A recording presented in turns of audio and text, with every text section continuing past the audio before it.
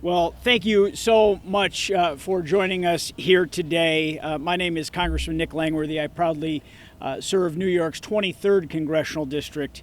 And before I begin, I'd like to acknowledge the solemn significance of this day. 23 years ago, on September 11th, 2001, our nation was forever changed by the most devastating terrorist attack on American soil. Nearly 3,000 lives were taken that day. Mothers, fathers, sons, and daughters, each one of them irreplaceable. In New York City, at the Pentagon, and in the fields in Pennsylvania, brave first responders rushed towards the danger while others fled. Many of them gave their lives, and countless others continued to suffer from the physical and emotional tolls of that day and the aftermath. For the families who lost loved ones, the grief never goes away. And our entire country carries the scars to this day and will forever. That day was a turning point for our country. We stood united and resolved to eradicate terrorism from the face of the earth and to ensure that a tragedy like this never happens again. It was a moment where every American, regardless of background, rallied around a common goal of protecting our homeland, our freedom, and our American way of life. Today, terrorism remains a very real threat, probably more real than it has in the last several years. We must continue to be vigilant at all times in our efforts to defend our nation and from those that wish to do us harm. It's in that spirit that I am very proud to introduce the Bipartisan Aviation Safety Caucus with my co-chairs, Congressman Jack Bergman and Mark Veazey. This caucus will focus on reaching across the aisle to find legislative solutions to protect aviation safety and security and to make a real difference. We're also joined by my colleague from New York, a great member of our caucus, Anthony D'Esposito. One of our first bills that we're introducing is the Safer Skies Act, which builds on the security reforms acted on after 9/11 and is designed to address the critical vulnerability in our current aviation system. The Safer Skies Act will require the TSA to update its security screening requirements for Part 135 and Part 380 operators, those that offer individual seats in advance, provide publicly available schedules, and operate aircraft with more than 9 seats. These operators will now be held under this legislation to the same security standards as any other scheduled commercial airline, ensuring that no passenger bypasses rigorous screening, and we keep our skies safe from terrorists. Due to the reforms that followed the 9/11 attacks, Americans have come to expect a very high level of safety and security when they board a plane on American soil. But there is a loophole, one that has allowed certain operators, like ticketed charter flights, to circumvent these requirements. The Safer Skies Act will close that loophole. We have to keep these standards the same across the board and let no one cheat the system. As the chair of the Aviation Safety Caucus, I've worked very closely with our partners and experts in the federal government and the aviation industry to identify existing security gaps. This legislation is just one piece of an overall puzzle. The work of this caucus will be dedicated to maintaining the highest safety standards, not just against terrorism, but in all elements of aviation safety. For those of you who may not be familiar with my background or why aviation safety is a major focus of mine, let me just share my personal story. On February 12, 2009, Colgan Air Flight 3407 crashed into a home in Clarence, New York, in my district, as it approached the Buffalo Niagara International Airport. 45 passengers, 2 pilots, 2 flight attendants, and 1 person on the ground tragically were killed. I was a congressional staffer at the time, and I was there on the ground within several hours of the crash. I saw firsthand the devastation of that tragedy. Families were shattered, the community in mourning. It's an experience I will never forget, and it's one that has changed me forever. I got to know many of the families, as everyone in our office did, who lost loved ones that day. I attended funerals, and we shared in their heartbreak, as all of Buffalo did. What these families did in the aftermath of this tragedy was nothing short of remarkable. They turned their grief into real action. They went to Washington to demand change. Their advocacy efforts led to the passage of the Airline Safety and FAA Extension Act of 2010, which included key reforms like the 1,500-hour in-flight training requirements for pilots and the requirement that carriers disclose themselves at the time of ticket purchase. These reforms have been a resounding success. In fact, since the crash of Flight 3407 and the reforms that the families fought for, there has not been a single fatal major airline accident in the United States. The families of Flight 3407 fought to make our skies safer, and their efforts have saved American lives. Today, it is my responsibility and the responsibility of this caucus to ensure that those hard-won safety standards, they're not eroded. We must continue to improve and maintain the safeguards and protect passengers and crew from preventable tragedies. So at this time, I'd like to introduce my colleague, the great Congressman from Michigan, Congressman Jack Bergman. Congressman Bergman is a distinguished military aviator who retired from the United States Marine Corps as a lieutenant general and went on to have a 22-year distinguished career as a commercial airline pilot. We're thrilled to have him as a co-chair of this caucus. His experience and leadership will be invaluable. So at this point, Congressman Jack Bergman. Thanks, Nick. Thank you, Nick, and thank you for taking the lead. And sometimes we never know what God's plan is for us until something happens that brings us to the point where say, I'm going to step up. And you are stepping up because you understand what safety and security really means, especially when it comes to aviation. And as was stated in my bio, my decades as a pilot, both in military and aircraft, military and civilian aircraft, you don't go that long and fly that many types of aircraft without experiencing things that maybe you know could be done better. And as my parents said, and a few of my flight instructors said, don't make the same mistake twice, okay? Things happen. Flying is naturally, can be a little dangerous at times, but not if an aircraft is properly maintained and it's flown by certified, qualified, current pilots. And I am proud of the aviation safety record in amongst the commercial airlines because it shows that the whole industry takes it seriously. And when something bad does happen, this industry, whether it be the manufacturer, whether it be the FAA, whether it be the pilots' unions, whether it be the maintainers, whether it be you name it, all come together to figure out what happened to ensure that it doesn't happen again. I believe that the value of this caucus is timely when it comes to safety of flight and security of operations as they happen here in the United States, but worldwide. We set the standards in so many ways, and that's why the United States aviation is so highly regarded.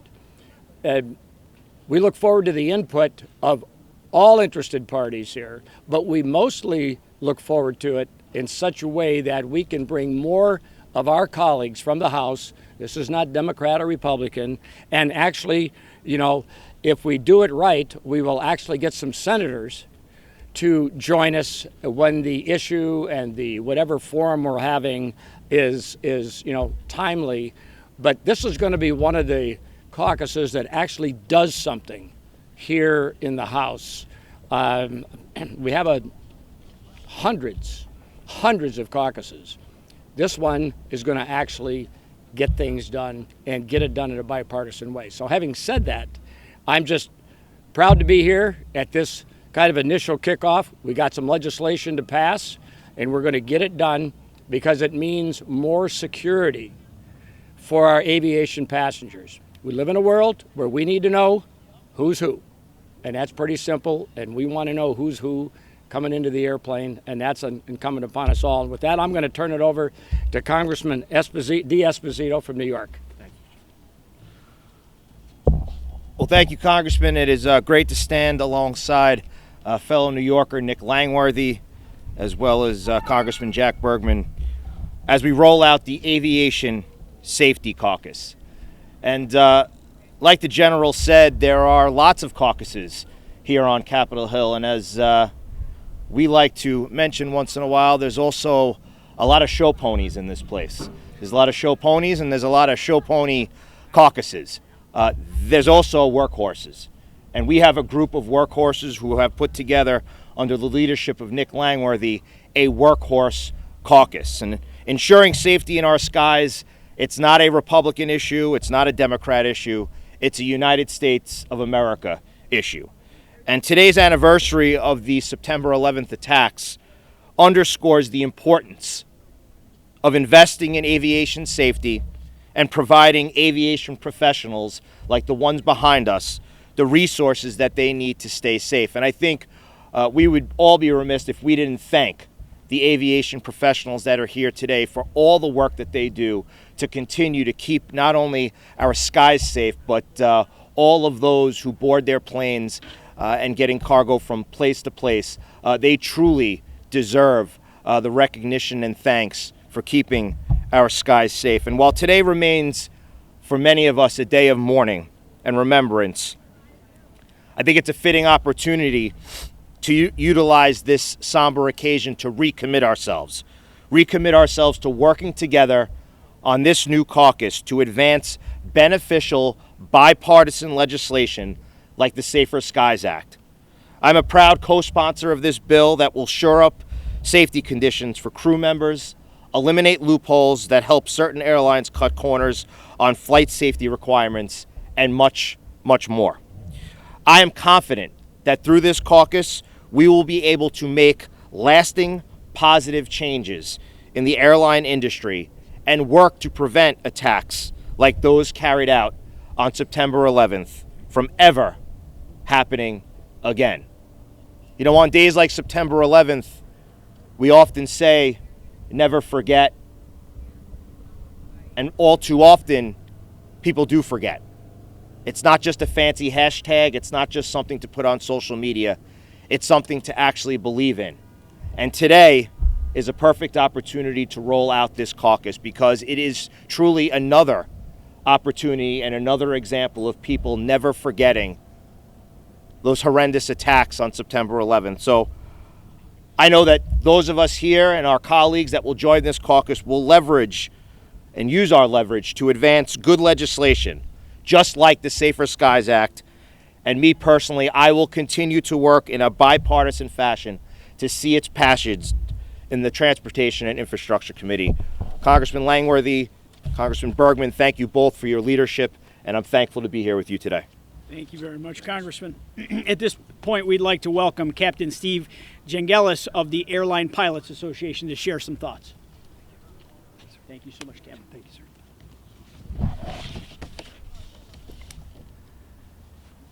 Again, my name is Steve Jangelis. I'm the Aviation Safety Chair for the Airline Pilots Association and a Delta Airlines captain.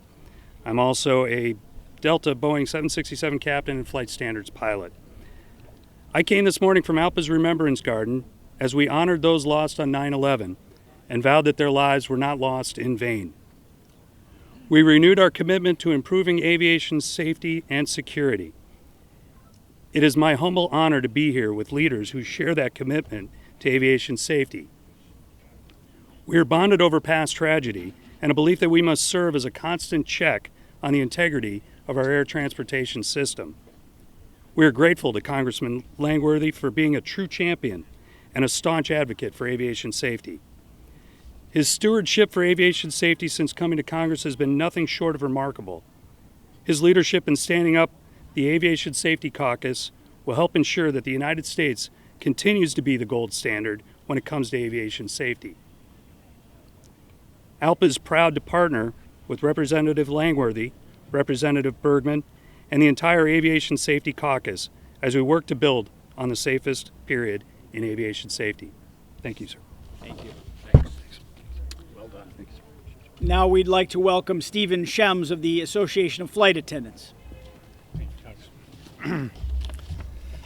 Thank you, Congressman Langworthy, Bergman, and Esposito for holding this press conference to raise awareness for the Bipartisan Safer Skies Act of 2024. I'm Stephen Shems, the Government Affairs Director of the Association of Flight Attendants, CWA.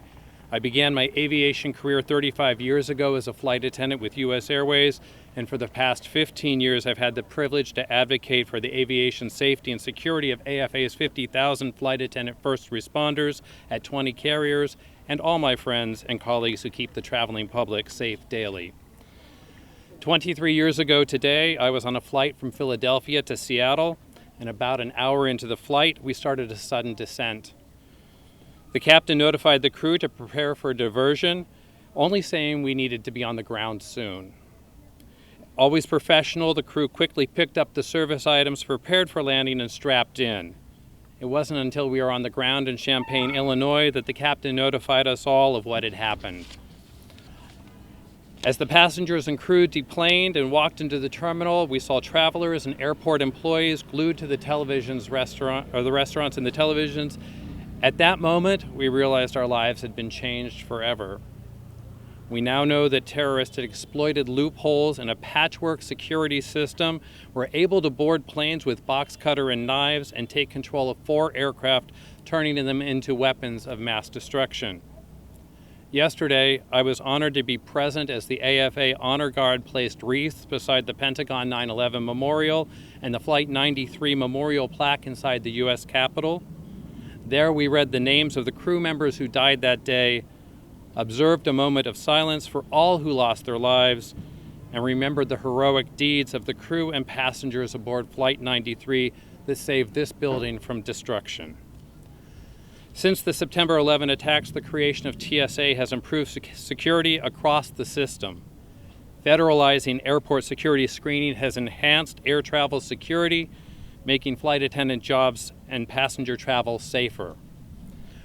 Post 9/11, AFA has been calling for 100% security screening of all individuals with access to our airplanes. But some are looking for loopholes in the names of profits, putting us all in danger again. That's why this bill is so important.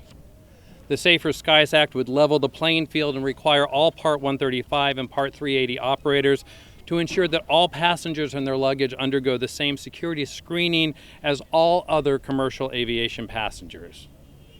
The number of airlines exploiting Part 135 to skirt safety regulations to operate pre-scheduled charter flights has grown over 1,600% in the past 9 years. This demonstrates the craven efforts to generate profits through compromise of our nation's safety and security. The airlines are attempting to capitalize on lower safety and security standards to sell passenger tickets on pre-scheduled flights, duping passengers into thinking they're getting the same level of safety and security. Using this business model, some charter operators present themselves as Part 21 carriers while skirting the safety and security regulations that facilitate interstate commerce and govern agencies' enforcement to keep aviation safe and secure.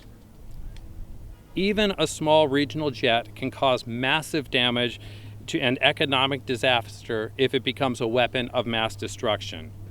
That is why gaming the system to get a competitive leg up and putting all of us at risk can't fly. Avoiding Part 121 commercial aviation regulations undermine safety and security protections for Americans and worldwide aviation. The irony should be lost on no one that the new business model is grounded in the idea that if you have money, the rules don't apply to you. AFA is proud to sound the alarm to protect crew and passenger safety and the country's security. We applaud Representative Langworthy and the 20 bipartisan co-sponsors of this bill for stopping these outrageous attempts to skirt safety and security retirements implemented following the September 11th attacks. We urge Congress to pass this legislation.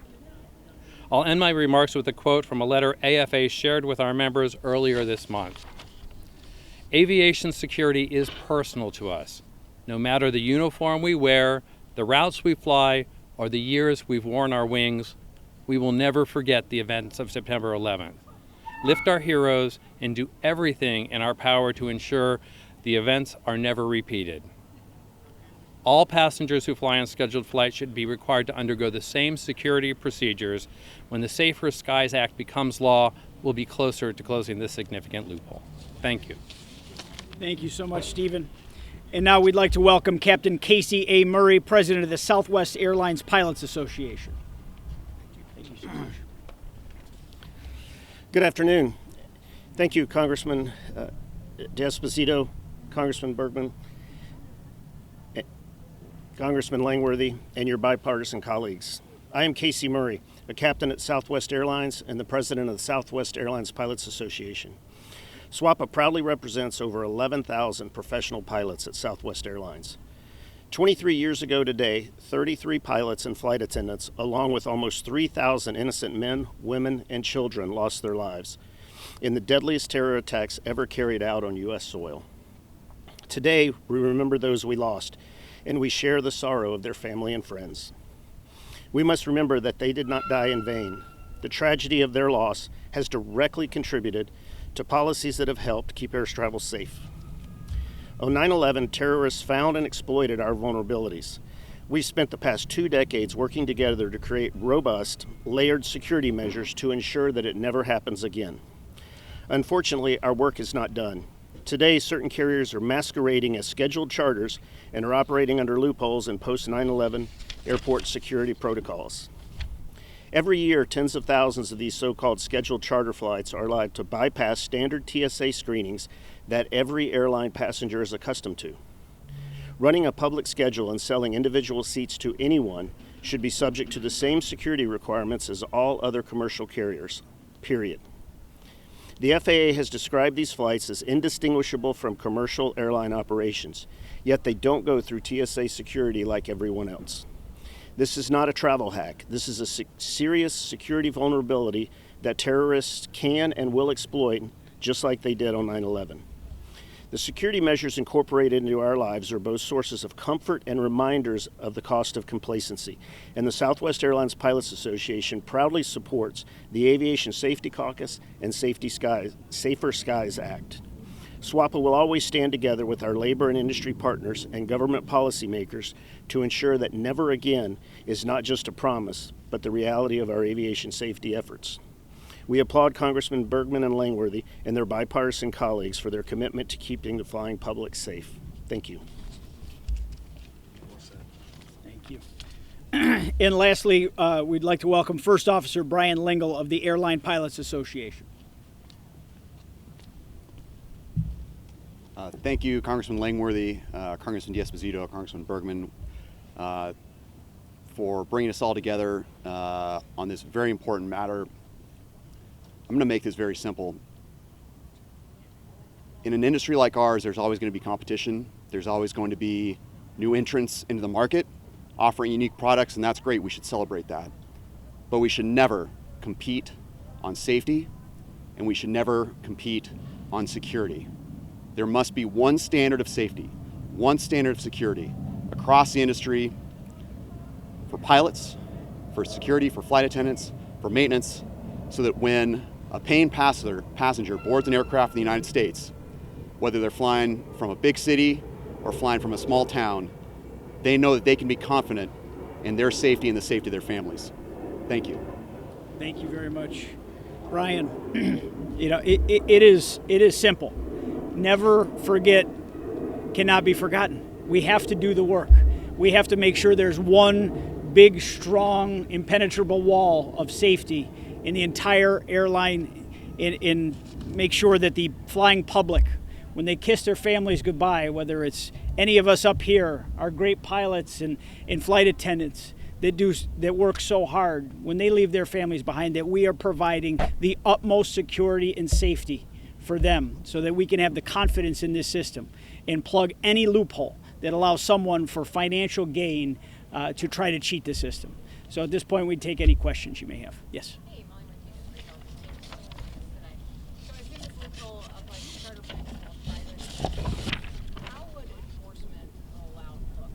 Well, this isn't if someone rents a private plane, they don't have those same standards. But we have carriers like JSX and Contour Airlines and others that use a combination of Part 135 and Part 380 designations to operate scheduled flights to ticketed passengers with publicly available schedules out of facilities that often do not have the same levels of passenger screening that are required for other scheduled commercial service. They market their operations as a hop-on experience for passengers to conveniently bypass the normal security requirements that the rest of the flying public has to abide by, and all the carriers do. This can amount to passengers screened through a security process similar to what you might see as a visitor to a museum and other public buildings. It is hardly what you would expect when you travel by air commercially post 9/11. So we want to prevent that from happening. We don't want these carriers selling individual tickets on flights that they're calling charters in order to market to the public. You don't have to go through TSA. You run a private plane, that's a totally different standard. This is selling individual tickets and calling it a charter, and that is just a unacceptable loophole. Yes. Had conversation with leadership about this, and could something get passed by the end of the year? Well, certainly we expect there'll be a lot of opportunities to attach this to something before the end of the year. We're going to keep going. If for some reason we're not successful by the end of this Congress, this will get introduced on day one of the next Congress. This caucus is one that will grow. We're over 20 members now, both sides of the aisle, very well represented. This is an important clearinghouse, this caucus is, of aviation issues in between FAA reauthorizations. It's always something anyone's talking about when that FAA reauthorization's on the table. But there's 5 years in between those windows.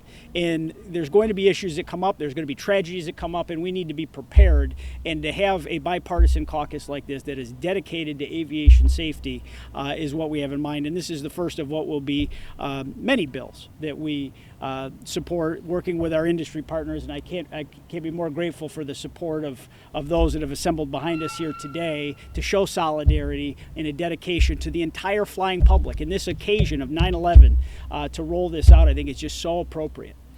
Because we lost a flight attendant in my district. I remember it vividly, and no one expected that we'd ever see a tragedy like that in this country. And I think it's important that all of us, every year I go back and I watch that footage of the news coverage of 9/11 to keep that fresh in mind. Just how our country was transformed and terror shook us to our knees, but we got back up, we got better, we got stronger, and we made changes so that can't happen again. I'm very comfortable that our commercial aviation system is safe, but to see companies exploiting loopholes to try to circumvent that is just truly unacceptable. Any other questions? Okay, thanks everybody. Thank you. Great to see you guys. Consider all hands shaking.